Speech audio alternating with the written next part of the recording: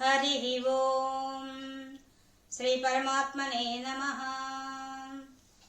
శ్రీ నారాయణ భట్టతిరి గారు రచించినటువంటి శ్రీమన్నారాయణంలో ఈరోజు మనం 21వ దశకంలో జంబూ ద్వీపాదుల యందు భగవదుపాసన అనే విషయాన్ని తెలుసుకుంటున్నాం. ఈ జంబూ ద్వీపం ఏంది, ఆ ద్వీపంలో ఉండే ఉపాసకులు ఎవరు, ఆ ఉపాసన విధానం ఏంటి, ఉపాస్య దేవత ఎవరు అనే విషయాన్ని మనకు కూలంకషంగా ఇందులో ఈ దశకంలో వివరించబోతున్నారు. భాగవతంలో మనకు పంచమ స్కందంలో ఉండే విషయము చాలా విస్తారంగా ఉంది. ఈ విషయం కానీ అద్భుతమైన విషయం. కేవలం 12 శ్లోకాల్లో అక్కడ ఉన్న సారాంశాన్ని అంతా కలిపి ఆ రసగుడికగా మనకు అందించారు నారాయణ భట్టతిరి గారు. అద్భుతమైన రచనా విధానం ఇది. ఇక మనకి భాగవతంలో గదాంశానికి వస్తే, పరీక్షిత్ మహారాజు ఆ యొక్క శుక మహర్షిని అడుగుతాడు దానికి వచ్చిన సందేహాన్ని. ఆయన అంత భర్తల గురించి వృషభ వృత్తాంతం అంతా చెప్పారు కదా. చెప్పిన తర్వాత ఆయన అడుగుతున్నాడు ఏమని, మునీంద్ర, ఎందాక సూర్యరశ్మి ప్రసరిస్తుందో, ఎందాక నక్షత్రాలతో కూడిన చంద్రుని కిరణాలు వ్యాపిస్తూ ఉంటాయో, అందాక ప్రియవ్రతుని రథచక్రాల ఒలిపిడి వల్ల 7 దీపాలు 7 సముద్రాలు ఏర్పడ్డాయని చెప్పావు కదా. ఆ దీపాల పరిమాణాలను, సముద్రాల పరిమాణాలను సవిస్తరంగా తెలియజెప్పు.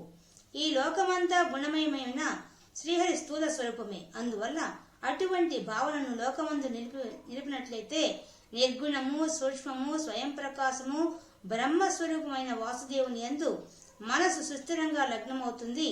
అందుచేత ద్వీపాలకు, వర్షాలకు, సముద్రాలకు సంబంధించిన విశేషాలను సవిస్తరముగా తెలియజేయవలసింది అని ప్రార్థించారు శుక మహర్షిని ఆ పరీక్షిత్ మహారాజు. నిజంగా ఇలా అడగడం అనేది సామాన్య విషయం కాదు. ఎంతో వినొచ్చు కానీ అది గుర్తుపెట్టుకొని దాన్ని సారాంశం చెప్పని అడగడం చాలా గొప్ప విషయం. అంటే ఈయన భూగోళ శాస్త్రాన్ని మొత్తం, ఖగోళ శాస్త్రం మొత్తం అడుగుతున్నాడు. ఏంటి దాంట్లో ఏముంది విషయాలు చెప్పమని చెప్పి. అప్పుడు పరీక్షిత్ మహారాజుకు అడిగిన దానికి ఎవరికైనా డౌట్ వస్తుంది కదా, ఎందుకు ఇవంతా ఇప్పుడు ఈ సమయంలో ఆయనకి ఎందుకు అవంతా అనిపిస్తుందా. వెంటనే దానికి జవాబు ఆయన చెప్పేశారు. ఏమని చెప్తున్నాడు, నిర్గుణము, సూక్ష్మము, స్వయం ప్రకాశ శక్తి గలవాడు పరమాత్మ. అటువంటి పరమాత్మ అంత విశ్వమంతా వ్యాపించి ఉన్నాడు. ఆయన ఎందు స్థిరమైన మనసు నిలబడాలంటే, చిత్తం నిలబడాలంటే ఆయన యొక్క రూపాన్ని స్పష్టంగా తెలుసుకోవాలి, ఆరాధించాలి, ధ్యానించాలి. ఆ ధ్యానించడానికి విశ్వంలో విశ్వేశ్వరుడు ఎలా ఉన్నాడు అనే విషయాన్ని చెప్పమని చెప్పి ఎంత వినయంగా అడిగాడు ఆయన పరీక్షిత్ మహారాజు. అడిగిన దానికి మన శుక మహర్షి చెప్తున్నారు, అద్భుతమైన జవాబు చెప్పారు ఆయన. దాంట్లో భాగవతం చెప్పిన విషయం, నరేంద్ర, భూమి పద్మాకారంగా ఉంది. ఆ పద్మాకారమైన భూమధ్యంలో జంబూ ద్వీపం తామరాకులాగా ఉంది. అది 1,00,000 యోజనాల పొడవు, 1,00,000 యోజనాల వెడల్పు కలిగి ఉంటుంది. అందులో గుండ్రటి ఆకారాలతో 9,000 యోజనాల విస్తీర్ణం గల 9 వర్షాలున్నాయి. వర్షాలంటే భూభాగాలు. మధ్యలోది జంబూ ద్వీపం, దాంట్లో మళ్ళీ 9 భూభాగాలు ఉన్నాయి. వాటన్నింటిని విభజించే సరిహద్దులుగా 8 పర్వతాలున్నాయి. ఆ 9 వర్షాలలో నట్ట నడుమ ఇలావృతం అనే వర్షం ఉంది. దాని నడుమ బంగారు రంగుల పర్వతం ఉంది. అదే సువర్ణమయమైన సుమేరు పర్వతం. భూమి పద్మమైతే సుమేరు పర్వతం దాని కర్ణిక. ఎంత బాగా చెప్పారు. భూమి ఒక పద్మమైతే దాని మధ్యలో ఉండే కర్ణిక మేరు పర్వతం. సుమేరు పర్వతం కులగిరులకే రాజు. దేవతలందరూ ఆ పర్వతాన్ని చూచి ఆశ్చర్యచకితులు అవుతూ ఉంటారు. ఇది ఎంత భాగవతం ఎందుకంటే చెప్పాడు ఆయన. రాజా, ఆ మేరుగిరి 1,00,000 యోజనాలు ఎత్తు కలిగి ఉంటుంది. దాని పాద ప్రదేశం 16,000 యోజనాలు విస్తృతి కలిగి ఉంటుంది. అంతే కొలతగల లోతు కలిగి ఉంటుంది. 32,000 యోజనాలు ఉంటుంది దాని విస్తృతి అని మేరు పర్వతాన్ని గురించి భాగవతంలో చెప్పారు. తర్వాత మనకి చెప్తున్న విషయం,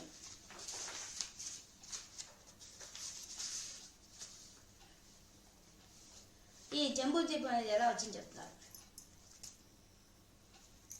మేరు మందిర పర్వతాల మీద నేరేడు పండ్లు ఉన్నాయి. అంటే నేరేడు చెట్లు ఉన్నాయట. ఆ పండ్లు పెద్ద ఏనుగంత ఉన్నాయట. ఒక్కొక్క పండే ఏనుగంతుంది. చెట్ల నుండి రాలిపడిన పగలగా ఆ పండ్లు రాలిపడి పగిలితే ఆ పగిలిన పండ్ల రసమే ప్రవాహంగా ఆ కొండ మీద నుంచి జాలువారుతోంది. ఆ నేరేడు పండ్ల రసం ఒక నదిగా ప్రవహిస్తోంది. ఆ నది పేరు జంబూ నది. జంబూ ఫలం కాబట్టి దాని రసం వచ్చింది కాబట్టి జంబూ నది అన్నారు. ఆ నది సాటి లేనిది. ఆ నది ఇలావృత వృక్షానికి తడుపుతూ భూభాగం మీద ప్రవహిస్తోంది. ఆ జంబూ నదీ జలాలతో బాగా నానిన మట్టి, గాలి, సూర్యకిరణాల సంపర్కంతో పరిపక్వమై బంగారంలా మారిపోతోంది. ఆ కారణంగా బంగారానికి జంబూ నదం అని పేరు వచ్చింది. మంచి వన్నెగల ఆ శుద్ధ సువర్ణంతో దేవతలు నగలు చేయించుకొని అలంకరించుకుంటారు. ఈ విధంగా మనకి వర్ణించారు భాగవతంలో. అంటే 9 వర్షాలు, మధ్యలో జంబూ ద్వీపం, భూమి అంతా ఒక పద్మం అయితే దానికి ఉండి తామర ఆకు వచ్చి జంబూ ద్వీపం అయితే మధ్యలో ఇలావృత్తం అనే భూమి, దాని మధ్యలో మేరుపర్వతం అనే కర్ణిక, దుద్దు వచ్చి ఇలావృత్తం, మధ్యలో కర్ణిక వచ్చి మేరుపర్వతం. ఎంత చక్కగా వర్ణించారో భాగవతంలో.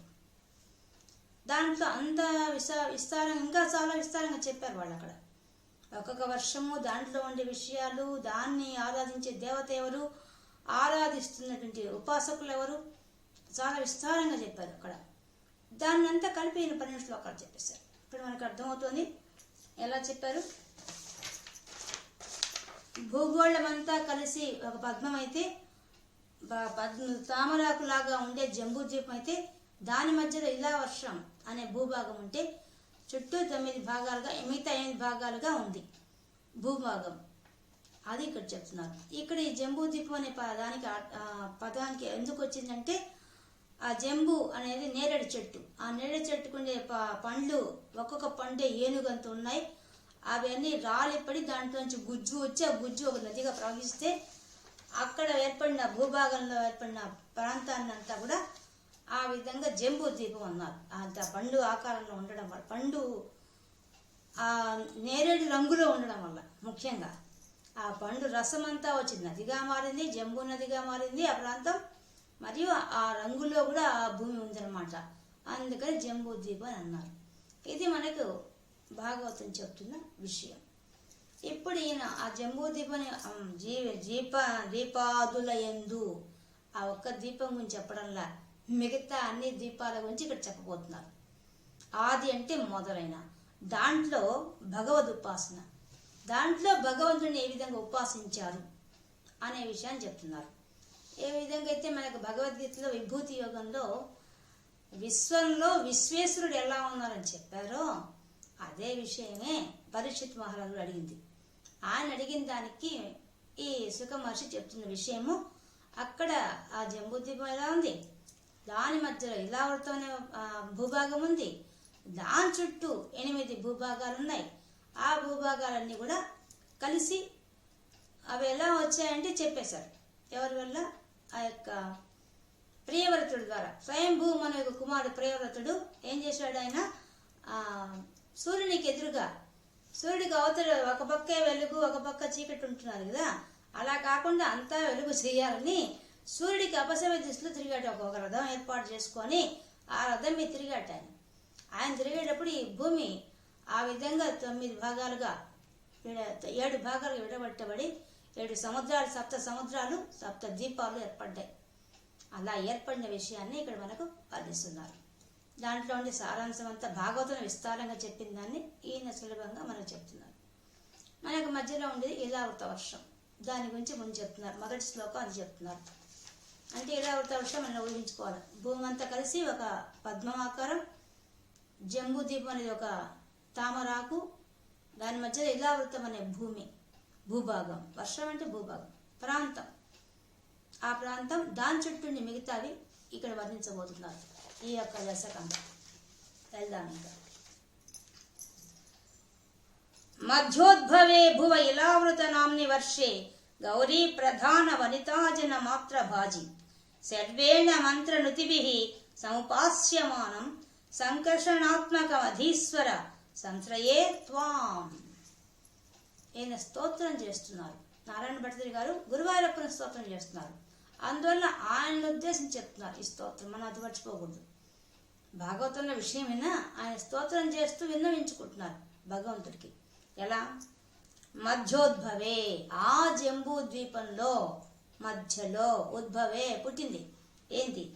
భువ ఇలావృతం నామ్ని, ఇలావృతము అనే పేరుతో కూడి వర్షే, ఆ భూభాగం ఏర్పడింది. ఉన్నది, ఏర్పడింది అంటే ఆయన ప్రేయవృతుడి వల్ల ఏర్పడింది. ఇలావృతం అనే భూభాగం ఏర్పడింది. అది అక్కడ ఎవరున్నట? గౌరీ ప్రధాన. అక్కడ గౌరీదేవి ఉన్నది. ఆమెకు ప్రధాన ముఖ్యమైనటువంటి వనితా జన మాత్రభాజి. అక్కడ కేవలం స్త్రీలు మాత్రమే ఉండాలి. అది రూల్ అక్కడ. ఎందువల్ల? అక్కడ శివపార్వతి ఇద్దరు విహరిస్తుంటారు ఆ భూప్రాంతంలో. విహరించేటప్పుడు వాళ్ళని దర్శించుకోవడం కోసం ఎంతో మంది మునులు, ఋషులు అందరూ వస్తున్నారు. కానీ అక్కడ స్త్రీగా ఉన్నది ఒక్క గౌరీమాతే. అందువల్ల సిగ్గుపడిందట. సిగ్గుపడితే అప్పుడు చూసి శివుడు ఆయన ఒక రూల్ పెట్టేశాడు. ఏమని? ఇక్కడికి ఎవరు మగవాళ్ళు రాకూడదు. ఒకవేళ వచ్చినా, వాళ్ళకి తెలియకుండా వచ్చినా, నేను చెప్పిన నియమం దాటినా వాళ్ళంతా స్త్రీలుగా మారిపోతారని ఆయన పెట్టేశాడు. అందువల్ల ఏమైపోయింది? అక్కడికి ఎవరు రారు, వచ్చిన వాళ్ళంతా స్త్రీలుగా మారిపోయారు. అది అక్కడ పరిస్థితి. దాన్ని ఇక్కడ చెప్తున్నారు. మనకు భాగవతంలో ఈ విషయం చెప్పిన చూద్దాం. ఇలావృత వర్షంలో భగవానుడు రుద్ర రూపంలో అధిపతిగా ఉండి పార్వతితో సహా అందరిచే ఆరాధింపబడుతుంటాడు. ఆ వర్షంలో శివుడి తప్ప ఏ పురుషుడు ప్రవేశించినా పార్వతీదేవి శాపముచే స్త్రీలుగా మారిపోతారు. అక్కడ భవానియే సర్వము నియమించి పాలిస్తుంది. రుద్రులకు అధిష్టానమైన సంకర్షణ భగవానుడు రుద్రునిచే ఆరాధించబడతాడు అని భాగవతంలో ఇంకా మంత్రం కూడా చెప్పారు. ఆ ఉపాసించే దేవత యొక్క మంత్ర రహస్యాన్ని కూడా అక్కడ వివరంగా చెప్పారు. ఇక్కడ మనకు చెప్పలేదు. సర్వేణ, సర్వేణ అంటే శర్వుడు, శివుడు. ఆయన మంత్రనుతిభి, మంత్రాలతో స్తోత్రం చేశాడు. ఏ మంత్రాలు? అక్కడ మంత్రం ఇచ్చారు భాగవతంలో. వేద మంత్రాలతో ఉండే మంత్రంతో సముపాస్యమానం, నిన్ను ఉపాసించాడు కదా స్వామి, ఓ గురువారప్ప, ఓ నారాయణ స్వామి, నిన్ను ఆ శివపార్వతులు మంత్రాలతో స్తోత్రం చేసి నిన్ను ఉపాసన చేశారు కదా. సంకర్షణాత్మక మధీశ్వర, అక్కడ నువ్వు ఎలా ఉన్నావు? సంకర్షణ అనే పేరుతో ఉన్నావు అక్కడ. ఎక్కడ? ఆ ఇలావృత వర్షంలో, ఆ భూభాగంలో నీవేమో సంకర్షణ అనే పేరుతో ఉన్నావు. ఆ ఇలావృత వర్షం అనే భూభాగంలో గౌరీదేవితో కొన్ని శర్వుడు వచ్చేసి నిన్ను ఆరాధిస్తున్నాడు. నిన్ను మంత్రపూర్వకంగా స్తోత్రాలతో ఆరాధిస్తున్నారు వాళ్ళిద్దరు. ఇక్కడ నీవు సంకర్షణ అనే పేరుతో ఉన్నావు. అటువంటి ఓ స్వామి ఈశ్వర, ఈ విశ్వాన్ని శాసించేవాడా, సంశ్రయే త్వాం, అటువంటి నిన్ను ఆశ్రయిస్తున్నాను, త్వాం నిన్ను ఆశ్రయిస్తున్నాను అని ఈయన స్తోత్రం చేస్తున్నారు ఆ నారాయణమూర్తికి. ఆయనకు ఇలావృత వర్షం గురించి మొదటి శ్లోకంలో చెప్పేశారు. ఇంకా తర్వాత ఆ 9 వర్షాల గురించి చెప్తారు. వర్షం అంటే ప్రాంతం, ఆ ప్రాంతాల గురించి పేర్లు, ఆ ప్రాంతం యొక్క పేరు, ఆ ప్రాంతంలో ఉపాసించే వాళ్ళు, ఉపాసించబడే దేవత, ఈ 3 అంశాలు ఉంటాయి. చివరగా నారాయణ భట్టిగారు గారు స్తోత్రం చేస్తూ వాళ్ళకి ఎలా అనుగ్రహించావు, నన్ను అనుగ్రహించమని చెప్పి కోరుతూ ప్రార్థిస్తూ ఉండేటువంటి వాక్యం ఉంటుంది. భద్రాస్వనామక ఇలావృత పూర్వవర్షే భద్రశ్రవోభిర్ ఋషిభిః పరిణూయమానం కల్పాంత గూఢ నిగమోద్ధరణ ప్రవీణం ధ్యాయామి దేవ హయశీర్షతనం భవంతం. ఇంకా రెండోది ఆ ఇలావృత వర్షం అనే దానికి పూర్వవర్షే అంటే దానికి తూర్పు దిక్కున ఉండేటువంటి భాగం, ఆ భాగాన్ని భద్రాస్వనామక, దానికి భద్రాస్వం అనే పేరు. దేనికి? అక్కడ ఉండే భూభాగానికి ఆ ఇలావృత వర్షం మధ్యలో ఉంది. దానికి తూర్పు వైపున ఏముంది? భద్రాస్వనామం ఆ పేరుతో ఉండేటువంటి ఇంకో వర్షం ఉంది, అంటే ఇంకో భూభాగం ఉంది. అది అక్కడే ఉన్నారు. భద్రశ్రవోభిర్ ఋషిభిః, భద్రశ్రవుడు అనే ఆయన ఉన్నాడు. ఆయన కాకుండా అక్కడ ఋషులంతా సమూహం అంతా ఉన్నారు. వారి చేత పరిణీయమానం అంటే వారందరి చేత చేయబడుతున్నాడు ఈ పరమాత్మ. స్వామిని ఉపాసించబడుతున్నావు కదా అక్కడ, ఈయన స్తోత్రం చేస్తున్నాడు కదా. కల్పాంత గూఢ, కల్పాంతం ఆ యొక్క బ్రహ్మదేవుని యొక్క ఆయుష్ ప్రకారంగా ఆ కల్పాంతంలో గూఢ రహస్యమైన నిగమ అంటే వేదాలు, నిగమ ఉద్ధరించావు, ప్రవీణం నేర్పరివి, నువ్వు దాంట్లో దిట్టవి. దేంట్లో? వేదాలను రక్షించడంలో. ఎవరి నుంచి రక్షించాడు ఈయన? ఆయన హయగ్రీవుడైన ఒక రాక్షసుడు ఆ వేదాలను బ్రహ్మదేవుడి నుంచి అపహరిస్తే అటువంటి వాటిపై హయగ్రీవ అవతారంతోనే రక్షించాడు. ఆ సన్నివేశంలో ఉన్నటువంటి ఆ పరమాత్మ, ఆ అంశతో ఉన్న పరమాత్మ గురించి, విష్ణు అంశతో ఉన్న పరమాత్మ గురించి ఇక్కడ చెప్తున్నారు. ఇక్కడ చెప్పేవన్నీ కూడా విష్ణు అంశ గురించే. కాబట్టి అటువంటి ప్రవీణుడైన ఓ స్వామి, వేదాలను రక్షించిన ప్రవీణుడైన ఓ స్వామి, ధ్యాయామే నిన్నే ధ్యానిస్తున్నాను. దేవా, ఓ దివ్య ప్రకాశ శక్తి గలవాడా, హయశ్రేష్ఠతను, ఎలా ఉన్నావు అక్కడ నువ్వు? హయ గుర్రం, శీర్షం తల, తను శరీరం, గుర్రము తల ఉండే శరీరంతో ఉన్న ఓ స్వామి, నిన్ను భవంతం, అటువంటి నిన్ను ధ్యాయామి, ధ్యానిస్తున్నాను, ఆరాధిస్తున్నాను అని స్తోత్రం చేస్తున్నారు. అక్కడ కూడా మనకి భాగవతం చెప్పిన విషయం, భద్రాస్వ వర్షానికి ధర్ముని సుతుడైన భద్రశ్రవుడు అధిపతి. అక్కడి జనులు భగవాన్ని ప్రతిరూపమైన హయగ్రీవుణ్ణి ఆరాధిస్తారు. ఆరాధన విధానం అంతా భాగవతంలో విపులంగా ఉంది, విస్తారంగా ఉంది. అక్కడ ఇంకా జాయామి దక్షిణగతే హరివర్ష వర్షే ప్రహ్లాద ముఖ్య పురుషై పరిసేవ్యమానం ఉత్తుంగ శాంత ధవళాకృతిం ఏక శుద్ధ జ్ఞానప్రదం నరహరిం భగవన్ భవంతం. ధ్యాయామి, ధ్యానిస్తున్నాం. దక్షిణగతే, ఆ ఇలావృతదానికి దక్షిణ దిక్కు నుండేది. ఇంకొచ్చేసి హరివర్ష వర్షే, హరివర్షం దాని పేరు. అక్కడ ఉండే ఆ భూభాగానికి హరివర్షం అని పేరు. ప్రహ్లాద ముఖ్య పురుషై, ప్రహ్లాదులు మొదలైన వాళ్ళంతా కలిసి అక్కడ పరిసేవ్యమానం, స్వామి నిన్న అక్కడ వాళ్ళంతా సేవిస్తున్నారు కదా ఆ ప్రాంతంలో. ఉత్తుంగ శాంత ధవళాకృతిం, అక్కడ ఎలా ఉన్నావు నువ్వు? పెద్ద ఆకారము, పైన అది కూడా శాంతంగా ఉంది, భీకరమైన రూపం లేదు. నిజంగా నరసింహావతారం అనేది చాలా భీకరం, కానీ అలా లేట. చాలా ఎత్తైన శరీరం, పైన శాంత స్వభావం, శరీరం అంతా తెల్లని కాంతి, ధవళ కాంతి మెరిసిపోతున్నట. మరి ఏక శుద్ధ జ్ఞానప్రదం, పరిశుద్ధమైన జ్ఞానాన్ని ప్రసాదిస్తున్నట. ఏ జ్ఞానం? బ్రహ్మ జ్ఞానాన్ని. అటువంటి నరహరిం, ఓ యొక్క నరసింహస్వామి, భగవన్, భగము గలవాడు భగవంతుడు, ఆ లక్షణాలు గలవాడు భగవంతుడు. ఓ భగవంతుడా, భవంతం, నిన్ను ధ్యాయామే, నేను ధ్యానిస్తున్నాను అని స్తోత్రం చేస్తున్నారు ఈ శ్లోకంలో. ఇక్కడ మనకి అక్కడ చెప్తోంది హరివర్షం. ఇక్కడ ఉపాస్యమూర్తి నరసింహస్వామి, ప్రహ్లాదాది దైత్య దానవులు, ప్రజలు కొలిచే ఇష్టదైవం ఈ స్వామి అని చెప్పి అక్కడ వాళ్ళు ఆరాధించే విధానము, ఆ యొక్క మంత్ర రహస్యం అంతా భాగవతం చెప్పబడింది. ఈ విధంగా ఇలావృతానికి దక్షిణంగా ఉండే ప్రాంతంలో హరివర్షం అనే ప్రాంతం, ఆ ప్రాంతంలో వచ్చే ప్రహ్లాదులు మొదలైన వాళ్ళంతా కలిసి ఆ యొక్క నరసింహస్వామి అవతారాన్ని వాళ్ళు పూజ చేస్తున్నారు, ధ్యానిస్తున్నారు. అటువంటి రూపాన్ని నేను కూడా ధ్యానిస్తున్నానని నారాయణ భట్టలు చెప్తున్నారు. వర్షే ప్రతీచి లలితాత్మని కేతుమాలే లీలా విశేష లలిత స్మిత శోభనాంగం లక్ష్మ్యా ప్రజాపతి స్వతైశ్చ నిషేవ్యమానం తస్యాహ ప్రియాయ ధృతకామతనుం భజే త్వాం. వర్షే అక్కడ ఉండే భూభాగం, ప్రతీచి అంటే పడమర, ఆ ఇలావృతానికి పడమర దిక్కునుంది. ఏందది? లలితాత్మని, చాలా అందమైన ప్రదేశం, దాని పేరు కేతుమాల. కేతుమాల దాని పేరు, ఆ వర్షం పేరు కేతుమాల. లీలా విశేష, అక్కడ ఆ భగవంతుడు చాలా లీలా విశేషం కలిగి ఉన్నాడు. లలిత, చాలా అందమైన, స్మిత, చిరునవ్వుతో, శోభనాంగం, పైనుంచి కింద దాకా దివ్యమాన స్వరూపంతో ప్రకాశిస్తున్నాడు ఆయన. అటువంటి స్వామి లక్ష్మ్య, అక్కడ లక్ష్మీదేవి, ప్రజాపతి సుతైశ్చ, ప్రజాపతి యొక్క కుమారులు, సుతైశ్చ అంటే కుమారులు, వాళ్ళు ప్రజాపతి ఆయన కుమారులు. నిషేవ్యమానం, నిన్నక్కడ సేవిస్తున్నారు స్వామి ఆ ప్రాంతంలో, ఆ కేతుమాల దగ్గర నిన్ను లక్ష్మీదేవితో కూడినటువంటి ఆ యొక్క ప్రజాపతి కుమారులంతా కూడా నేను సేవిస్తున్నారు. తస్యాహ, అటువంటి ఆ లక్ష్మీదేవి, తస్యాహ ప్రియాయ, ఆమెకు ప్రియం కలిగించడం కోసంగా ధృత కామతను.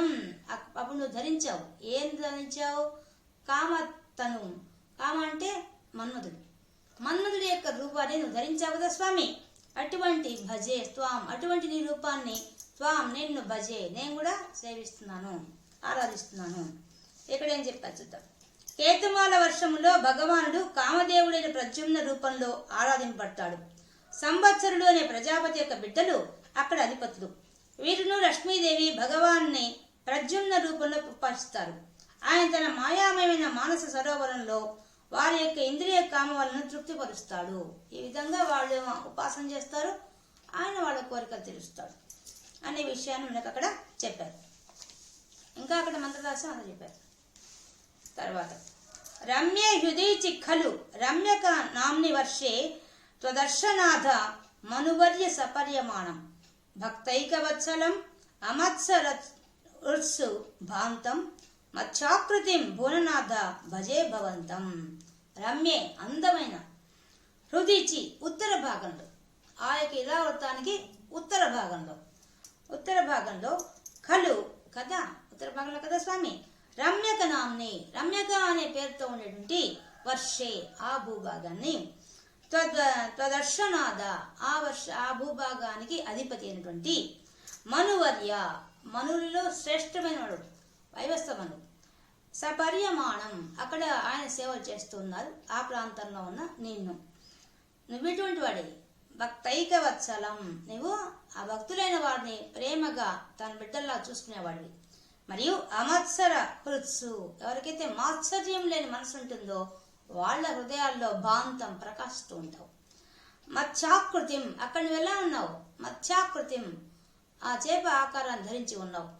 భువననాథ, భువనాలను రక్షించే ఓ స్వామి, భజే భవంతం, నేను భజే సేవిస్తున్నాను అని నారాయణభట్టి గారు స్తోత్రం చేశారు. ఈ విషయాన్ని మనకు అక్కడ ఏం చెప్పారు చూద్దాం. రమ్యక వర్షానికి శ్రీహరి యొక్క మత్స్య రూపము ఆరాధ్య దేవత, మనువు అధిపతి. మనువు అతని సంతతి వారు ప్రజలు ఆ పరమాత్మని అక్కడ ధ్యానిస్తారు అని అక్కడ చెప్పారు.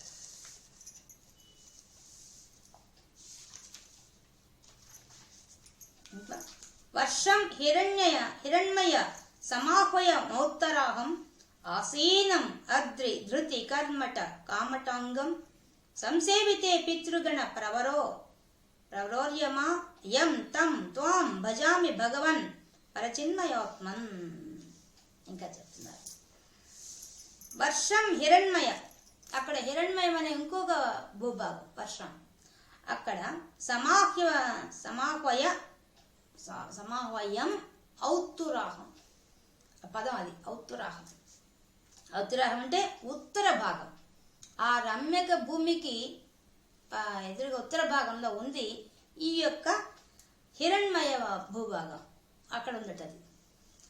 అక్కడ ఎలా ఉన్నాడు పరమాత్మ వర్ణిస్తున్నారు. ఆసీనం, ఆసనంగా ఉన్నట్ట. దేని మీద?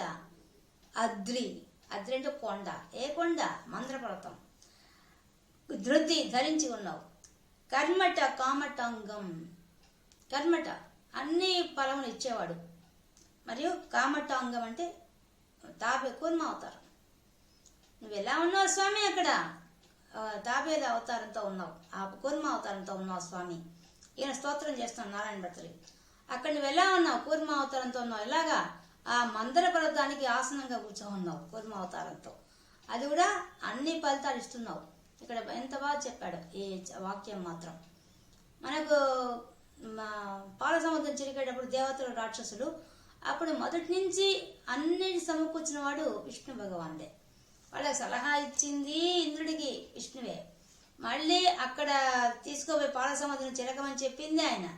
వాసుకిని తాడుగా చేసుకోమని చెప్పింది ఆయన.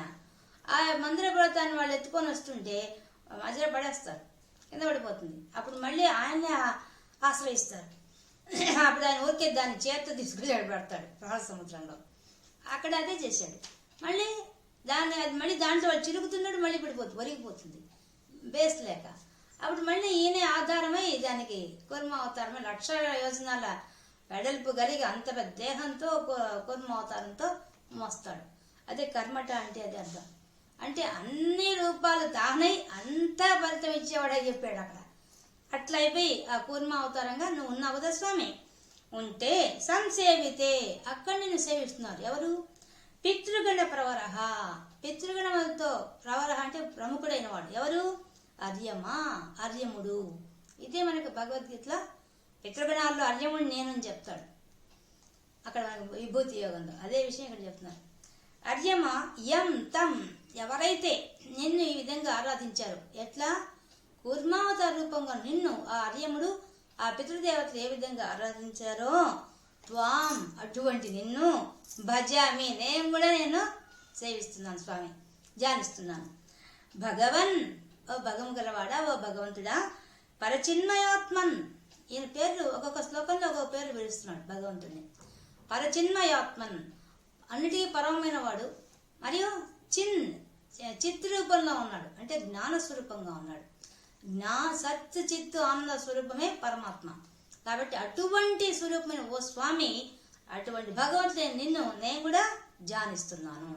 ఏ విధంగా అయితే కూర్మావతారంలో నిన్ను ఆ యొక్క పితృదేవతలు ఏ విధంగా ఆరాధించారో నేను కూడా నిన్ను ఆశ్రయిస్తున్నాను స్వామి అని చెప్పి ఈయన స్తోత్రం చేస్తున్నారు. అక్కడ ఏం చెప్పారు చూద్దాం. హిరణ్మయ వర్షములో శ్రీహరి యొక్క కూర్మ రూపము ఆరాధించబడుతోంది. అర్యముడు అధిపతి, అక్కడ అర్యముడు అనేవాడు అధిపతి ఆ యొక్క పితృగణానికి. అదే ఇక్కడ చెప్పారు. కించోత్తరేషు పురుషు ప్రియాయ ధరణ్య సంసేవితో మహిత మంత్ర నుతి ప్రభేదై దంష్ట్రాగ్ర గృష్ట గన్న పృష్ట గరిష్ట వర్ష్మ త్వం పాహి విఘ్నన్నుత యజ్ఞ వరాహమూర్తే. స్తోత్రం ఎంత బాగా చెప్తున్నాడు. కించోత్తరేషు, ఇంకా మరియు ఇంకా ఉత్తరేషు, ఉత్తర భాగానికి. కురుషు ప్రియ, ఆ కురు అనేది ఆ కురు వర్షం, దాని పేరు, ఆ వర్షం పేరు కురు వర్షం. అది ఎటువంటిదిట? ప్రియయా, నీ ప్రియురాలైన ధరణ్య, ఆ భూమాత, నీ ప్రియురాలంటి ఆ భూమాత సంసేవితో అక్కడ నేను సేవిస్తుంది కదా స్వామి. ఎలా? మహిత మంత్ర నుతి ప్రభేదై, మహిమాన్వితమైనటువంటి మంత్రాలతో అంటే వేద ఘోషతో ఆమె అక్కడ స్తోత్రం చేస్తోందట, ఉపాసన చేస్తోందట ఆ భూదేవి. అది ఎట్లా ఉన్నట్టు? ఆయన దంష్ట్రాగ్ర, ఆయన యొక్క వరాహ రూపంతో ఉంది అక్కడ. ఆయన కూరలు పైకి ఉన్నాయట, దంష్ట్రాగ్ర, ఆ అగ్రభాగం, ఆ కూరల యొక్క చివరి భాగం ఎలా ఉంది? గృష్ట, బాగా పైకి నిలబెట్టి ఉన్నాడు. మరియు ఘన పృష్ఠ, ఘనపృష్ఠ అంటే ఆ పైన ఆకాశంలో ఉండి, ఘనం అంటే మేఘాలు, మేఘాలంపై తాకుతోంది, అంటే భూమి ఆకాశాలు కలిసిపోయేంత దేహం, అంత దేహంతో పోయి ఆ నల్లని మేఘాలని తాకుతోంది ఆ కూర పోయి. ఘన పృష్ఠ గరిష్ట వర్ష్మ, నీ శరీరం ఎటువంటిది? గరిష్టమైనది, చాలా విశాలమైన శరీరం గలవాడు. అటువంటి ఓ స్వామి, త్వం పాహి, నువ్వు నన్ను రక్షించాలి. విఘ్ననుత, నిన్నెవరు తెలుసుకోగలుగుతారు? విఘ్నులైన వాళ్ళు మాత్రం నీ గురించి తెలుసుకుంటారు. అప్పుడు వాళ్ళు ఏం చేస్తారు? స్తోత్రం చేస్తారు. ఆ వరాహస్వామి చేసి దేవతలంతా స్తోత్రం చేశారుగా అక్కడ ఆయన వచ్చినప్పుడు. యజ్ఞవరాహ రూపంగా కదా కనిపించాడు వచ్చి. అందరు దేవతలు ఋషులు అందరూ స్తోత్రం చేశారు కదా. వాళ్ళంతా జ్ఞానస్వరూపులు కాబట్టి తెలుసుకున్నారు ఆయన్ని. ఆయన యజ్ఞవరాహంగా వచ్చాడని తెలుసుకున్నారు. మిగతా వాళ్ళకి ఆయన ఒక వరాహంలాగా కనిపించాడు. కానీ విఘ్నులైన వాళ్ళకి యజ్ఞవరాహ రూపంగా దర్శనం ఇచ్చాడు. అందుకే చెప్తున్నాడు యజ్ఞ వరాహమూర్తే. ఎవరయ్యా నువ్వు? ఆ యజ్ఞస్వరూపుడిగా వచ్చినట్టు వరాహమూర్తివి. ఆ స్వామి నువ్వు వచ్చి యజ్ఞస్వరూపుడివి, అందరికీ దర్శనం ఇచ్చిన వాడివి. నిన్ను ఆ భూమాత అక్కడ ఆ ప్రాంతంలో, ఏ ప్రాంతం? కురు భూమి యందు, ఆ కురు వర్షం అందు నిన్నే ఆరాధిస్తోంది ఆ తల్లి అని ఈయన వర్ణిస్తున్నారు. మనకి అక్కడేం వర్ణించారు? ఉత్తర కురు వర్షములో శ్రీహరి యొక్క వరాహ రూపము ఆరాధింపబడుతోంది. భూదేవితో సహా అందరూ ఆ వరాహమూర్తిని సేవిస్తూ ఉంటారు అని అక్కడ వర్ణించారు భాగవతంలో. యామ్యాం దిశం భజతి కిం పురుషాఖ్య వర్షే సంసేవితో హనుమత దృఢభక్తి బాజా సీతాభిరామ పరమాద్భుత రూపశాలి రామాత్మక పరిలసన్ పరిపాహి విష్ణు. ఏమి స్తోత్రం చేస్తున్నాడు ఆయన. యామ్యాం, యముని యొక్క స్థానం, దిశం, యముని యొక్క దిశ ఏంది? దక్షిణ భాగం. ఆ దక్షిణ భాగంలో భజతి సేవిస్తున్నారు. ఎవరు? కిం పురుషాఖ్య వర్షే, కిం పురుష వర్షము అనే అక్కడ ఆ కిం పురుషులు వాళ్ళంతా ఆయన్ని సేవిస్తున్నారు భగవంతుడిని. ఆ వర్షం ఆ కింపురుష వర్షం దాని పేరు. సంసేవితో అక్కడ సేవిస్తున్నారు ఎవరు? హనుమత, హనుమంతుడు సేవిస్తున్నట. ఎలా? దృఢ భక్తి భాజ. ఎటువంటి భక్తి అయింది? స్థిరమైన భక్తి, దాస్య భక్తి. ఎంత గొప్పది ఆయన భక్తి! భక్తి మనం ఇంకా అంచనా వేయలేం, అంత గొప్ప భక్తి. అటువంటి వాడు. సీతాభిరామ, అక్కడ ఎలా ఉన్నావు నువ్వు స్వామి? సీతాభిరాముడివి నువ్వు. మరియు పరమాద్భుత రూపశాలి, అద్భుతమైన అందమైన రూపం కలవాడివి. పై నుంచి కింద వరకు మెరిసిపోయే శరీరంతో ఉండేటువంటి ఓ స్వామి నువ్వు ఎలా ఉన్నావు? రామాత్మక, అక్కడ నువ్వు రాముడుగా శ్రీరామచంద్రమూర్తిగా ఉన్నావు. అటువంటి నీవు పరిలసన్ ప్రకాశిస్తున్నావు తండ్రి. అటువంటి నిన్ను పరిపాహి విష్ణు, విష్ణు అంశతో ఉన్న ఓ స్వామి, విశ్వమంతా వ్యాపించగల శక్తి గల ఓ స్వామి, నీకు నేను పాహి, నన్ను రక్షించు అని ఈయన స్తోత్రం చేస్తున్నారు. అదే మనకి అక్కడ కూడా చెప్పింది. ఏం చెప్పారు? కింపురుష వర్షంలో భగవానుడి శ్రీరామచంద్రుడు సీతాలక్ష్మణ సహితుడై ఆరాధింపడతాడు. కింపురుషులతో కూడి పరమ భాగవతోత్తమైన హనుమంతుడు అక్కడే ఉపాసిస్తుంటాడు.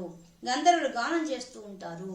అటువంటి ఆ గానాన్ని వింటూ మైమర్చిపోతూ ఉంటాడు హనుమంతుడు అని చెప్పారు అక్కడ. ఇంకా చివరిది అసలైంది మంది. శ్రీ నారదేన సహ భారత ఖండ ముఖ్యై త్వం సాంఖ్యయోగ నుతిభిః సముపాస్యమానః ఆకల్పకాలమిహ సాధు జనాభిరక్షి నారాయణో నరసకః పరిపాహి భూమన్ ఆయన స్తోత్రం చేస్తున్నాడు. అద్భుతంగా చేస్తున్నాడు. శ్రీ నారదేన, ఆ నారద మహర్షి, సహా ఆయనతో కలిసి భారత ఖండ ముఖ్యై, ఆ భరత ఖండం, ఆ భరత వర్షం అక్కడ ముఖ్యమైనటువంటి త్వం నిన్ను సాంఖ్యయోగ నుతిభిః, సాంఖ్యయోగంలో ఉన్నటువంటి యోగులు, ఋషులు, మునులు వాళ్ళంతా కూడా నిన్ను అక్కడ స్తోత్రం చేస్తున్నారయ్యా. సముపాస్యమానః, నిన్ను ఉపాసన చేస్తున్నారు. ఆ కల్పకాలమిహ, కల్పాంతం వరకు నిన్నే ఆశ్రయిస్తూ ఉంటారు వాళ్ళు. అట్టి నీవు సాధు జనాభిరక్షి, నువ్వు సాధు జనం రక్షించేవాడి ఓ స్వామి. నారాయణ నరసక, ఆ నరుడికి సకుడివి, స్నేహితుడివి. మరియు నారాయణ అని పేరుతో ఉన్నావు. అక్కడ ఎలా ఉన్నావు? నరనారాయణ రూపంలో కూర్చో ఉన్నావు ఆ బద్రీనాథులో. అటువంటి ఓ స్వామి పరిపాహి భూమన్, ఓ భూమన్, విశ్వమంతా వ్యాపించగల శక్తి ఉన్న ఓ స్వామి, విస్తరించేవాడా మమ్మల్ని రక్షించవయ్యా అని చెప్పి అడుగుతున్నాడు. అంటే ఇప్పటికీ భరతఖండంలో ఇంకా మనకి బద్రీనాథ్లో నరనారాయణ రూపంలో కూర్చో ఉన్నాడు ఆయన. నరసక ఆయన నారాయణుడు అని చెప్పారు. ఇద్దరు ఒకటే రూపం, విడిగా చెప్తున్నారు కానీ రూపం ఒకటే. అందుకే చెప్తున్నాడు. అక్కడ నారద మహర్షి మిగతా అందరి ఋషుల చేత ఉపాసించబడ్డ ఓ స్వామి, నీవే అక్కడ నరనారాయణగా ఉన్నావు. అందరూ నేను ఉపాసిస్తున్నారు అక్కడ. ఇప్పటికీ మా కల్పాంతం వరకు ఉండి మమ్మల్ని మాకు ఆశ్రయమైన ఓ తండ్రి, నీకు నమస్కారం, నువ్వు మమ్మల్ని రక్షించు అని చెప్పి ఈ స్తోత్రం చేశాడు. ఈ విధంగా 9 ప్రాంతాలుగా ఉండే భూ ప్రాంతాన్ని వర్ణించారు నారాయణ భట్టిరి. ఈ 9 శ్లోకాలు చెప్పేశాడు మొత్తం. అక్కడ ఆ 9 విషయాన్ని చాలా విస్తారంగా చెప్పారు భాగవతంలో. దాన్ని కుదించి ఆయన చాలా చక్కగా వివరించారు ఇక్కడ. ఇంకా తర్వాత అక్కడ భాగవతం చెప్పినట్టే ద్వీపాల గురించి చెప్పారు. 7 ద్వీపాలు ఎలా ఉన్నాయి, వాటి యొక్క విశేషం ఏందనే విషయాన్ని అక్కడ చెప్పారు. అక్కడ ఎలా చెప్పారో ఇక్కడ కూడా మనకి నారాయణ భట్టిరి గారు అంతే విశేషంగా చెప్తున్నారు. ప్లాక్షేర్క రూపమయి శాల్మల ఇందు రూపం ద్వీపే భజంతి కుశనామని వన్హి రూపం క్రౌంచేంబు రూపమధ వాయుమయం చ శాకే త్వాం బ్రహ్మ రూపమయి పుష్కరనామ్ని లోకాహ అని చెప్తున్నారు. ప్లాక్షే అంటే ప్లక్షద్వీపం. ప్లక్షద్వీపము అర్క రూపమయ్యి, అది ఎలా ఉంది? సూర్య రూపంతో ఉంది ఆ ప్లక్ష రూపం. ఇక్కడ మనకి అక్కడ చెప్పారు. సప్తద్వీపవందంలో ఊహాతీతంగా ఉంటుంది. భూమండలం పద్మాకారంగా ఉన్నదని, 7 సముద్రాలు 7 ద్వీపాలు ప్రియవ్రత సూర్యరథ చక్రం యొక్క జాడుల వల్ల ఏర్పడినవని చెప్పబడింది. కనుక ఈ ద్వీపాలన్నీ ఒకే సమతల భూమట్టంపై ఉన్నట్లుగా కాకుండా ఒకదానిపై ఒకటి దొంతర్లుగా, జంబూ ద్వీపం అట్టడుగా ఉన్నట్టు, పుష్కర ద్వీపం శిఖరాన ఉన్నట్టుగా భావించబడుతోంది. అన్ని ద్వీపాలకు పద్మకర్ణికలాగా మేరుపర్వతం ఉంది. ఇది 1,00,000 యోజన ఎత్తుగా ఉంది. జంబూ ద్వీపం 1,00,000 యోజనాల వైశాల్యం కలిగి దాని చుట్టూ అంతే పరిమాణం ఉన్న లవణ సముద్రం ఉంది. దాని తర్వాత 2,00,000 యోజనాల వైశాల్యంలో ప్లక్ష ద్వీపం ఉన్నది. దాని చుట్టూ అంతే వైశాల్యంలో చెరుకు సముద్రం ఉంది. జంబూద్వీపం మధ్యస్థంగా జంబూ వృక్షం ఉన్నట్లుగానే ప్లక్షద్వీపం మధ్యమున ఒక మహాప్లక్ష వృక్షం ఉంది. ప్లక్ష వృక్షం అంటే జువ్వి చెట్టు. ఈ వృక్ష మూలమందు సప్త జ్వాలల్లో అగ్ని ప్రకాశిస్తుంటుంది. ఆ అగ్నియే దీపానికి అధిపతి. అందుకనే దీనికి ఆ పేరు వచ్చింది. ప్లక్ష దీపం ఎందుకు చెప్పారట? అక్కడ అర్కుడు సూర్యకాంతి ప్రకాశిస్తూ ఉంటుంది కాబట్టి అది జువ్వి చుట్టూ ఆకారంలో, జువ్వి చెట్టు ముఖ్యంగా అక్కడ ఉంది కాబట్టి దాని పేరుతో ప్లక్ష దీపం వచ్చిందట. ఇక్కడ అర్కుడు సూర్యుడు యొక్క ప్రకాశం ఫలితంగా ఉంటుంది. ఇక శాల్మల ఇందు రూపం, శాల్మలి ద్వీపం అది ఎలా ఉంది? ఇందు రూపం అంటే చంద్రుడి యొక్క రూపంతో ఉంది. అది ఎలా ఉంది? ప్లక్ష దీపానికి తర్వాత ఉన్న ఈ దీపం ప్లక్ష దీపానికి రెండింతల విస్తీర్ణం గలది, అంటే 4 లక్షల యోజనాలు ఉందట. దీని చుట్టూ అంతే విస్తీర్ణం గల సురా సముద్రం వ్యాపించి ఉంది. మధ్యలో ఒక మహాశాల్మలి అంటే బూరుగు చెట్టు, అక్కడ బూరుగు చెట్టు పెద్ద చెట్టు ఉందట. దానిపై గరుడు నివసిస్తుంటాడు. దీనికి అందుకనే ఏం పేరు వచ్చింది? శాల్మలి అనే పేరు వచ్చింది. ఇక్కడ చంద్రుని యొక్క కాంతితో నిండిపోయి ఉంటుందట ఆ ప్రాంతం అంతా. అందుకని శాల్మలి ద్వీపం అని పేరు పెట్టారు. ఇంకా ద్వీపే భజంతి కుశనామని వన్య రూపం. కుశనామం, కుశ అనే నామంతో ఉండేటువంటి అదొక ద్వీపం. ఆ ద్వీపం ఎట్లా ఉంది? వన్య రూపం, అగ్ని రూపంతో ఉంది అక్కడ. దీనికి కుశం అని ఎందుకు పేరు పెట్టారంటే అక్కడ దర్భ, కుశ అంటే దర్భ, ఆ దర్భ ఇది ఎక్కువగా ఉంది అక్కడ. అందువల్ల దానికి కుశ ద్వీపం అని పేరు పెట్టారు. అందువల్ల అక్కడంతా ఏముంది? వన్య రూపం, అగ్ని ఉంది అక్కడ. క్రౌంచేంబు రూపం, క్రౌంచ పర్వతం. ఆ క్రౌంచ పర్వతానికి ఆ పర్వతం ఉంది కాబట్టి అక్కడ క్రౌంచ అని పేరు వచ్చింది ఆ దీపానికి. అక్కడే ఉంది అంబుద అంటే నీరు, నీటితో నిండిపోయింది అది. ఒక్కోదానికి ఒక్కో స్పెషాలిటీ చెప్తున్నారు. ప్లక్ష దీపమేమో సూర్యకాంతి, శాల్మలం వచ్చి చంద్రకాంతి, కుశం వచ్చి అగ్నికాంతి, ఇక్కడ క్రౌంచానికి వచ్చి నీటి యొక్క జలాదేవత ఉన్నారు అక్కడ. ఇంకా అద వాయుమయం చ శాఖ అనే ద్వీపంలో అక్కడే ఉంది వాయుమయం, అదంతా మొత్తం వాయుమండలంగా ఉంది. అటువంటి త్వాం నిన్ను బ్రహ్మరూపమయ్యి, అక్కడ బ్రహ్మ ఉన్నాట పైన. పుష్కరమునే ఒక ద్వీపంలో బ్రహ్మదేవుడు ఉన్నాట. అది అక్కడ మనకు చెప్తారు పుష్కర ద్వీపం. ఈ ద్వీపం మధ్యలో ఒక విశాలమైన పుష్కరం ఉంది. పుష్కరం అంటే పద్మం. దాని దళాలు బంగారు రేకులు, అవి తప్త కాంచన తేజస్తో వెలిగిపోతుంటాయి. ఆ పద్మంలో చతుర్ముఖ బ్రహ్మ ఆసునుడే ఉంటాడు. అందుకే అక్కడ వారికి ఆరాధ్య దైవము ఆ బ్రహ్మదేవుడు. ఈ ద్వీప మధ్యంలో మానసోత్తరం అనే పర్వతం ఉంది. దానికి 4 దిక్కుల 4 దిక్పాలకులు ఉన్నారు, దిక్పాలక పట్టణాలు ఉన్నాయి అని చెప్పి చెప్తున్నారు. మేరు చుట్టూ సూర్యుని రథచక్రం తిరుగుతూ ఉంటుంది ఈ పట్టణాల చుట్టూ అని చెప్పి అక్కడ చెప్పారు భాగవతంలో. అది చెప్పిందా నేను ఒక శ్లోకంలో మొత్తం చెప్పేశారు.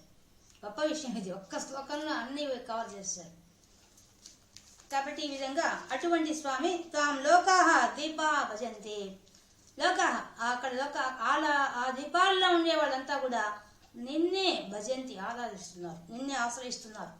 అటువంటి నీకు నమస్కారం అని స్తోత్రం చేశారు. ఇంకా దీని తర్వాత ఆయన చెబుతున్న విషయం భాగవతం చాలా విస్తారమైన విషయం. దీన్ని సింపుల్గా ఆయన ఒక శ్లోకంలో చెప్పేశారు.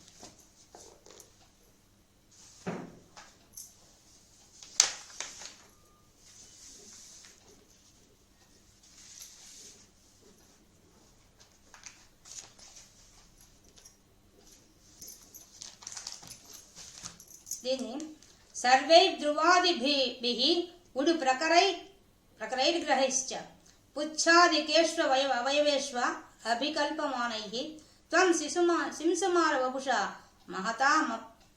మహతాముపాస్య సంధ్యాసురుంధి నరకం మమ సింధుశాయన్. సర్వైర్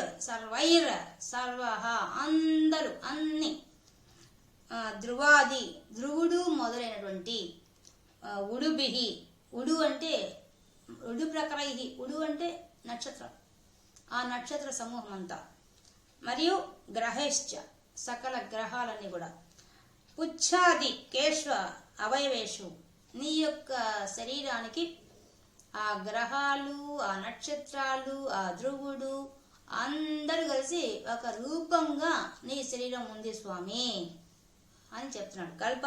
కల్పమాన్యై ఆ విధంగా ఒక రూపం ఏర్పడింది. దాన్ని ఏమంటారు? త్వం అటువంటి నిన్ను సింసుమార వపుష నిన్ను సింసుమార శరీరుడు అని పిలుస్తారు అక్కడున్న నేను. కానీ అక్కడ ఉండే వాళ్ళు ఎవరు ఆరాధిస్తారు అనే విషయాన్ని కూడా చెప్పేస్తున్నారు. ఇక అది ఎలా ఉందో భాగవతంలో చాలా అద్భుతంగా చెప్పారు. ఈ విషయాన్ని చూద్దాం. ఆ పరీక్షిత్ మహారాజుకి ఈ సుఖమహర్షి చెప్తున్నాడు. నిర్మల చరిత సింసుమార చక్రం తలకిందులుగా గుండ్రంగా అందంగా ఉంటుంది. ఆ చక్రం తోక చివర ధ్రువుడు సర్వదా ప్రకాశిస్తూ ఉంటాడు అని చెప్తున్నారు. ఇంకా ఆ సింసుమార చక్రం తోక భాగంలో ప్రజాపతి, అగ్ని, ఇంద్రుడు, ధర్ముడు అనువాదుంటారు. తోక ముందు భాగంలో ధాత, విధాత ఉన్నారు. నడువ భాగంలో సప్తఋషులున్నారు. దక్షిణావర్తమై కుడివైపుకు చుట్టుకుని కుండలీభూతంగా ఉన్న దానికి ఉత్తర భాగంలో ఉత్తరాయణ నక్షత్రాలు, దక్షిణ భాగంలో దక్షిణాయన నక్షత్రాలు, వీపు మీద దేవమార్గం అనబడే తారకా సముదాయము, అక్కడే ఆకాశగంగ కూడా ఉన్నాయి.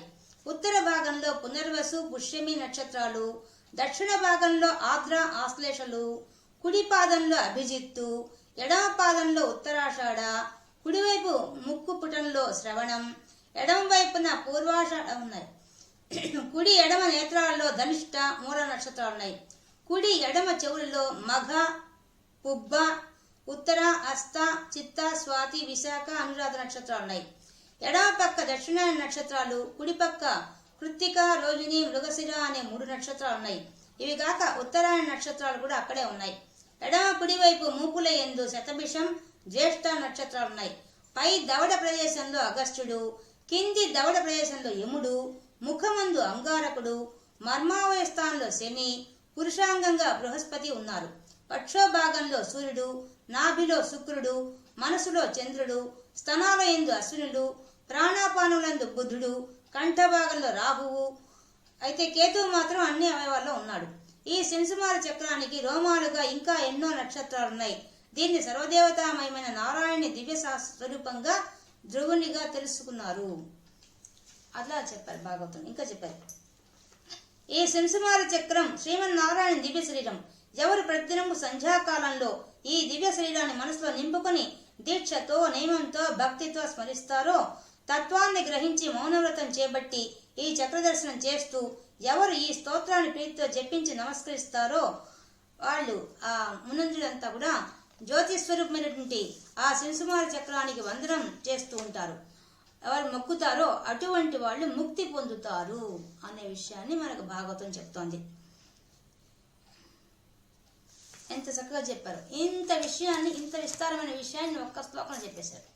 చెప్పి తం సింసుమార వపుష, ఇది ఆయన రూపం. ఎన్ని నక్షత్రాలు చెప్పారు? పై దవడ, కింది దవడ అంతా ఒక మొసలి ఆకారం. తోక, పుచ్చాది అంటే తోక. ఆ తోకలో ధ్రువ నక్షత్రం దగ్గర నుంచి రోమండలం నుంచి మిగతా నక్షత్రాలన్నా ఉన్నాయి. గ్రహాలంతా ఉన్నాయి. మధ్యలో ఉండే భాగం అంతా గ్రహాల నక్షత్రాలతో నిండిపోయినారు. ఆ మొసలి ఆకారం సింసుమార చక్రం అంటే ఆయన ఒక మొసలి ఆకారంలో ఉన్నాడు. ఆకాశంలో, అంతరిక్షంలో చూసినప్పుడు ఎంత విశేషంగా ఉంది ఆ గ్రహ నక్షత్రాలతో కూడినటువంటి ఆయన రూపం. అంటే అంత కాంతివంతంగా ఉంది ఆ రూపం. మహతాం ఉపాస్య, నిన్ను ఉపాసిస్తారు. ఎవరు? ఇప్పుడు చెప్పారు, ఎవరు ఉపాసన చేశారు? ఆ భాగవతం చెప్పారు కదా, అంత గొప్పవాళ్ళు మాత్రం ఉపాసించగలుగుతారు ఆ రూపాన్ని. వాళ్ళు ఎట్లా చేస్తారు? సంధ్యాసు, సంధ్యాకాలంలో ఈ రూపాన్ని ఉపాసన చేసేవాళ్ళు ఉన్నారు. చూసి దర్శించి వాళ్ళు ముక్తి పొందుతారు. అంటే త్రికాలంలో 3 కాలాల్లో సంధ్యావందనం చేసేవాళ్ళు.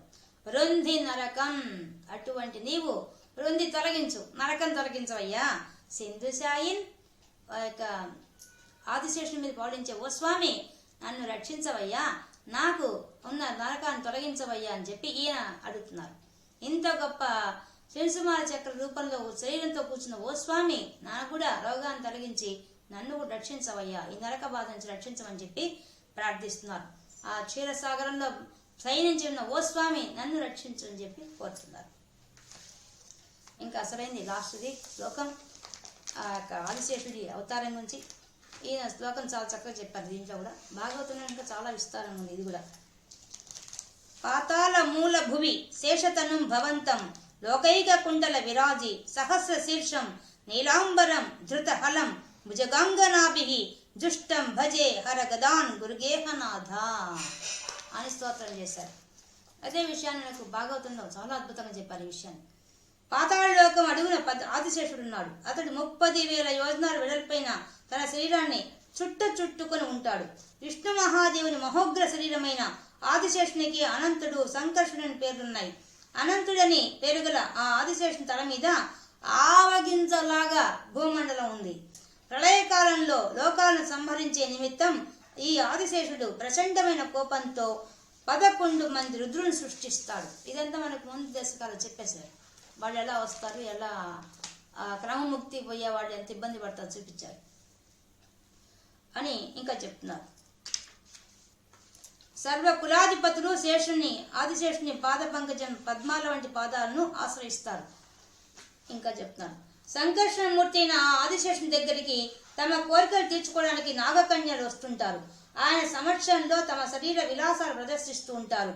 అగరు, చందనం, కుంకుమ పువ్వుతో కలిసి మెత్తని ముద్దగా తయారు చేసి సుగంధ లేపనాలతో ఆయన అర్చిస్తారు. ఆ తర్వాత ఆ అనంతుని అపురూపమైన రూపాన్ని తనివి తీరా చూడడం వల్లను, ఆ మూర్తిని తాకడం వల్లను కామోద్రేకం కలిగిన వారు అవుతారు. ఆ కారణంగా చిరునవ్వులు చిందిస్తూ, సిగ్గులు లకబోస్తూ, క్రీగంటి చూపులు ప్రసరిస్తూ ఆయన వంక చూస్తుంటారు. అప్పుడు అనంత గుణ సంపన్నుడైన అనంతుడు తన సహజ కోపాన్ని వదిలిపెట్టి శాంతుడవుతాడు. లోకాలన్నింటికి క్షేమాన్ని కాంక్షిస్తాడు. దేవతలు, అసురులు, సిద్ధులు, గంధర్వులు, విద్యాధరులు, మునులు అనంతుడి సదా ధ్యానం చేస్తుంటారు. అప్పుడు అనంతుడు సంతోషంతో అరమ్మోట్పు కన్నులతో లలిత గీతాలతో కూడిన మనోహరమైన వాద్య ధ్వనులను ఆనందిస్తుంటాడు. తన పరిజనాన్ని క్రీడ్తో తిలకిస్తుంటాడు. వైజయంతి మాలికలను ధరిస్తుంటాడు. ఆ మాలికలు అప్పుడే కూర్చిన తులసి మంజరులతో కూడినై ఉంటాయి. ఆ మంజరుల మకరంద సుగంధాలకు రంగుకున్న తుమ్మెదలు జుమ్ము జుమ్మని పాటలు పాడుతుంటాయి. అతడెప్పుడు నల్లని వస్త్రాలు ధరించి నాగల్ని ఆయుధంగా పట్టుకుని ఉంటాడు. అతన్ని మహేంద్రుడో శివుడో అని అసలు జనులు భావిస్తుంటారు. ఆయన ఒక్కొక్కసారి బంగారు వస్త్రాలతో ప్రకాశిస్తుంటాడు. ఆ శేషుడు మోక్షార్థులైన తనను ధ్యానించే వారి హృదయ గ్రంథిని తొలగించి అధ్యాత్మ విద్యలో కూడిన ఆనందాన్ని కలిగిస్తాడు అని ఇంత గొప్పగా చెప్పారు. అదంతా కలిపి ఒక శ్లోకం చెప్పేశాడు. కానీ అంతకన్నా గొప్ప విషయం పైన లోకాలు చెప్పి కింద లోకాలు కూడా వర్ణించారు. భాగవతంలో చాలా ఎక్కువగా వర్ణించారు. ఈయన పాతాళాన్ని ఒకటే కలిపి చెప్పేస్తున్నారు. అక్కడ నుండి అనంతుడి గురించి చెప్పేస్తున్నారు. కానీ భాగవతంలో మిగతా కూడా చెప్పారు. పాతాళ మూల భూవి, ఆయన ఎక్కడున్నాడు? ఆ పాతాళ లోకంలో కూర్చోన్నాడు. ఆ స్వామి మూల ఆధారంగా కూర్చోన్నాడు. శేషతనం, ఆదిశేషుడిగా శేషంతో ఉన్నావు. భవంతం, అటువంటి నిన్ను లోల కదులుతున్నట్టు లోలైక కుండల విరాజి, కుండలాలు పెట్టుకున్నాడు. వాటితో ప్రకాశిస్తోంది ఆయన యొక్క చెవి కుండలాలు. సహస్ర శీర్షం, అనంతమైన శిరస్సులతో ఉన్నాడు, పడగలతో ఉన్నాడు. నీలాంబరం, నీల వస్త్రం ధరించి ఉన్నాడు. ధృతహలం, చేతిలో నాగలి పట్టుకున్నాడు. భుజగాంగనాభి, ఇప్పుడు మనం చెప్పారు కదా, ఆ పాముల ఆ స్త్రీల నాగకన్యలంతా వచ్చి ఆయన చుట్టూ కూర్చొని ఎట్లా చేశారు మనకంతా వర్ణించారు కదా. ఇప్పుడు అదంతా ఆయన ఒక్క పదం చెప్పేశారు. భుజగాంగనాభి జుష్టం, వాళ్ళంతా కలిసి చుట్టూ చేరి ఆయన తృప్తి కలిగించే విధంగా పూజలు చేశారు. భజే, నేను పూజ చేశాను కదా స్వామి. హర హర హర, తొలగించు గదాన్, నా రోగాన్ని. స్వామి, ఇటువంటి దివ్యమైన స్వరూపాన్ని అన్ని వర్ష రూపాల్లో, దీపాల రూపాల్లో, సమస్త జ్యోతిర్మండల రూపాల్లో కూర్చొని శింసుమా చక్రంగా కూర్చొని ప్రకాశిస్తూ ఆదిశేషుడిపై అన్నిటికీ ఆధారమైన ఓ స్వామి, హరించగల శక్తి ఎవరికి ఉంటుంది? పాపాలని నీవు ఒక్కడికే ఉంటుంది. కాబట్టి ఓ స్వామి గదాన్, నా రోగాన్ని తొలగించి గురుగేహనాథ పిలుస్తున్నాడు. ఓ గురువారప్ప, నీకు తప్ప ఇంకెవరికి సాధ్యమవుతుందయ్యా? ఇంత గొప్ప మహిమ గల వాడివి, ఇంత విశ్వాన్ని సృష్టించిన వాడివి, విశ్వంలో విశ్వరూపుడిగా కూర్చొని అందరి చేత ఆరాధించబడుతున్న వాడివి, మాకందరికి ముక్తిని ప్రసాదించే సిద్ధంగా ఉన్న ఓ స్వామి, ఎంతో మంది మునులు, అందరూ దేవతలు అందరూ ఆరాధిస్తున్నారు. అటువంటి నీవు వాళ్ళందరికీ ఆశ్రయమై వాళ్ళందరినీ ఆదరిస్తున్న నీవు నా యొక్క రోగాన్ని కూడా తొలగించి నన్ను అనుగ్రహించమని చెప్పి ఎంత అద్భుతంగా వినయంతో ప్రార్థిస్తున్నారు నారాయణ భట్టతరి. ఆ యొక్క విష్ణు భగవాన్ని ఎంత గొప్పగా చెప్పారో. భగవద్గీత సారాంశం, భాగవతం యొక్క సారాంశం అంతా 12 శ్లోకాల్లో విపులంగా చెప్పారు. అది గొప్ప విషయం. ఇంత విస్తారమైన విషయాన్ని తక్కువ శ్లోకంలో చెప్పడం, ముఖ్యంగా ఈ 11వ శ్లోకమే.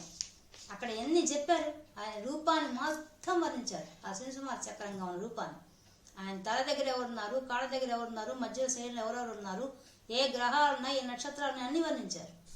అదంతటిని కలిపి నేను ఒక్క శ్లోకం చెప్పేసి శ్లోకగా ధ్రువుని మొదలుపెట్టి చెప్పి గ్రహాలు నక్షత్రాలతో కలిసిన దేహంగా కల్పించబడిందని వర్ణించేశారు. ఇలా చెప్పడం అనేది సామాన్య విషయం కాదు. ఒక్క 2 పాదాల్లోనే మొత్తం విషయాన్ని చూపించేశారు. ఆయన శనిసుమార్ చక్ర రూపాన్ని కూడా చూపించేశారు.